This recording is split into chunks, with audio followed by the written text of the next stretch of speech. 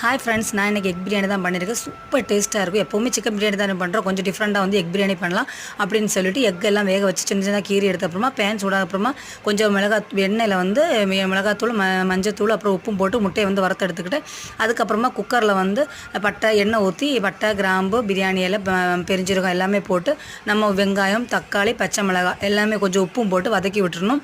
Super டேஸ்ட்டாக இருக்குது. எப்போ வேணாலும் நமக்கு இது பண்ணலாம். அவ்வளோ ஈஸியான ஒரு பிரியாணி. அதுக்கப்புறமா வந்து நம்ம இஞ்சி பூண்டு பேஸ்ட்டும் போட்டு வதக்கிக்கலாம். அதுக்கப்புறமா வந்து நம்ம மிளகாத்தூள் 1 ஸ்பூன் மிளகாத்தூள், 2 ஸ்பூன் மல்லித்தூள், கொஞ்சம் மஞ்சத்தூள் எல்லாம் போட்டு கொஞ்சம் கரம் மசாலா எல்லாமே போட்டு வதக்கிக்கலாம். அதுக்கப்புறம் நம்ம எடுத்து வச்சிருந்த முட்டையுமே போட்டு அதில் மிக்ஸ் பண்ணி விட்டுறலாம். சூப்பர் டேஸ்ட்டாக. 1 கப் அரிக்கு வந்து நான் வந்து 1.5 கிளாஸ் தண்ணி வச்சு தான் ஊற்றிருக்கேன். இது ஈஸியாக இருக்கும். கொஞ்சம் உப்பும் போட்டு மல்லி இலையும் போட்டு நம்ம அடைச்சி வச்சுக்கலாம். ஒரு விசில்லே வாருங்க, நம்ம பிரியாணி ரெடி ஆகிடுச்சு. கண்டிப்பாக இதை ட்ரை பண்ணணும். நான் என்னோடய வீடியோ வந்து நம்ம சேனலில் கொடுத்துருக்கோம், ஃபுல் வீடியோ. கண்டிப்பாக போய் பாருங்கள். Bye friends.